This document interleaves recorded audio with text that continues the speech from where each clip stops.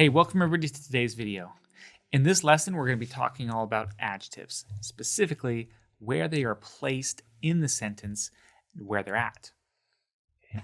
Now, this sounds really easy because so far in the study that we've had, we have seen things like this.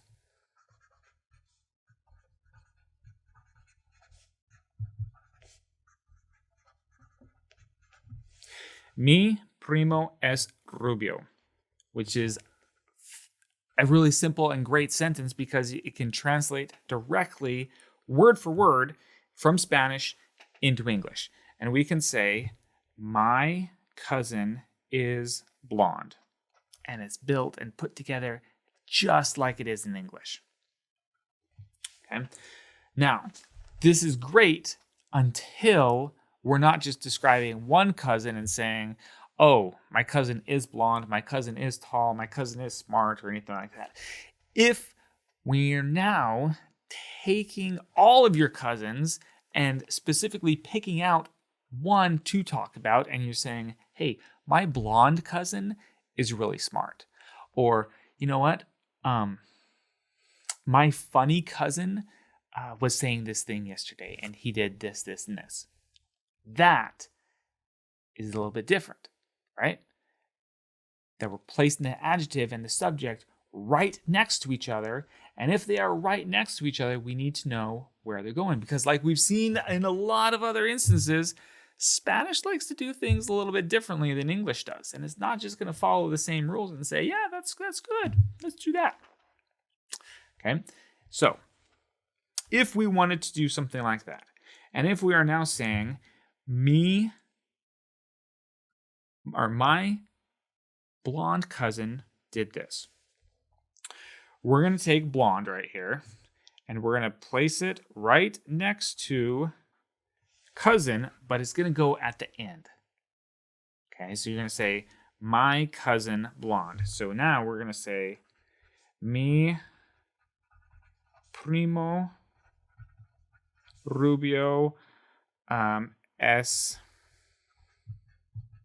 alto, whatever that is, right? So my blonde cousin is tall.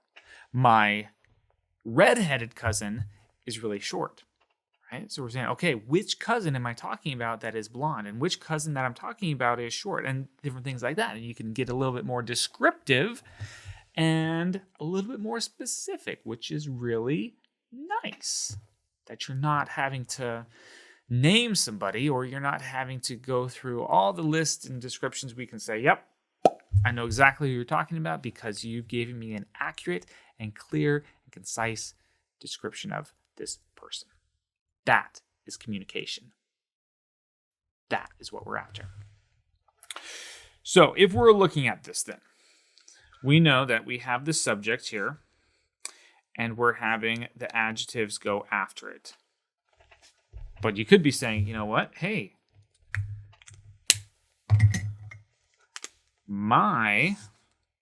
that is also an adjective.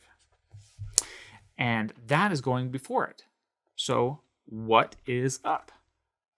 Well, like most grammatical rules and structures that we're going to talk about in English and Spanish and anything else, there are exceptions. So adjectives placed right next to the noun do go after it, except for two main instances. Those main instances are possessives like this and numbers. Numbers will be placed before it as well. So any numbers, or if you're saying a lot, things like that, those go before. So you could say, mis tres primos rubios son altos.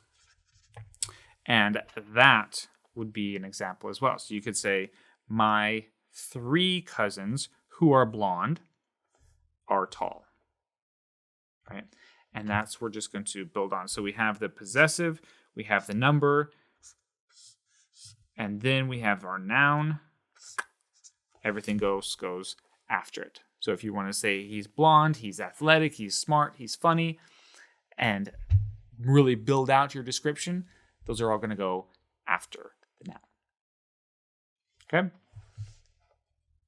So make sure you're placing this in the right location. If you don't, are they going to understand what you're saying? Maybe.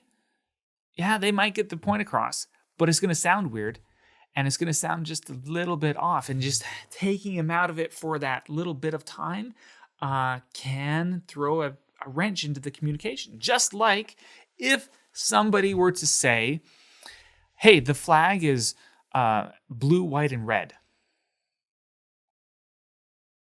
They're right, but it sounds weird.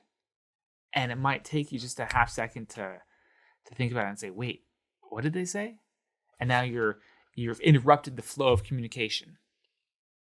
So in order to not interrupt that flow, and in order to have the smoothest form of communication that we can, make sure that you're putting the adjectives right after the noun. Okay, so your brothers are your hermanos altos, and your hermanos cómicos, and your hermanas pelirrojas, and your madres bonitas, and everything like that. They go right after it. This has been a short, brief, simple explanation. I hope this makes sense. If you have any questions, please let me know. Otherwise, I'll see you later. Thanks, everybody.